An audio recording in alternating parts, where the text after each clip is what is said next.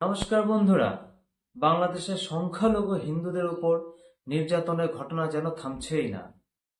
আজ আমরা জানব ইসকনের মন্দির এবং কেন্দ্র পুড়িয়ে দেওয়ার ভয়াবহ ঘটনার বিস্তারিত।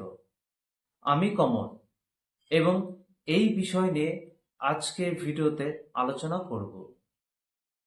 International society for Krishna consciousness বা ইসকন সারা বিশ্বে কৃষ্ণ ভক্তির প্রচার করে, কিন্তু সম্প্রতি বাংলাদেশে তাদের একটি মন্দির এবং কেন্দ্র পুড়িয়ে দেওয়া হয়েছে। ইসকন কলকাতার ভাইস প্রেসিডেন্ট রাধারমণ দাস জানিয়েছেন, এই ঘটনা শনিবার ভোর 2টা থেকে 3টার মধ্যে ঘটে। ঢাকার তুরাগ থানার আওতাধীন ধৌর গ্রামে শ্রী শ্রী রাধাকৃষ্ণ মন্দির এবং শ্রী শ্রী মহাভাগ্য লক্ষ্মী নারায়ণ মন্দিরে আগুন লাগানো হয়। মন্দিরের পেছনের টিনের চালা খুলে পেট্রোল বা অকটেন দিয়ে আগুন লাগানো হয়। দুর্বৃত্তরা শুধু মন্দির পুড়িয়ে দেয়নি, মন্দিরের মূর্তি ও অন্যান্য উপকরণ সম্পূর্ণ ধ্বংস করে দিয়েছে। ইসকনের তরফ থেকে জানানো হয়েছে, এটি শুধুমাত্র একটি বিচ্ছিন্ন ঘটনা নয়। এর আগে বাংলাদেশে অনেক ইসকন কেন্দ্র ও মন্দির বন্ধ করে দেওয়া হয়েছে।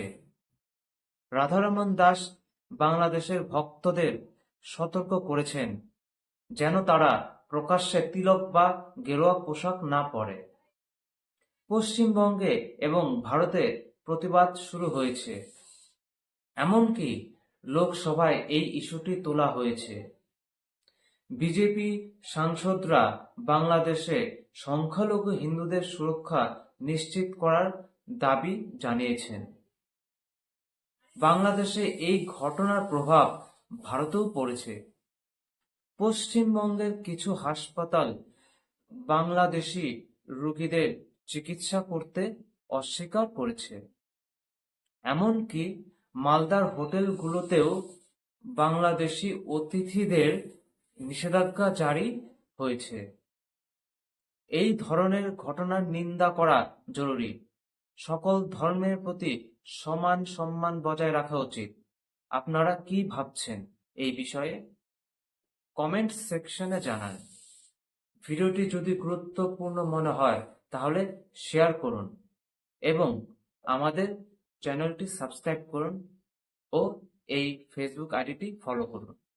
ধন্যবাদ।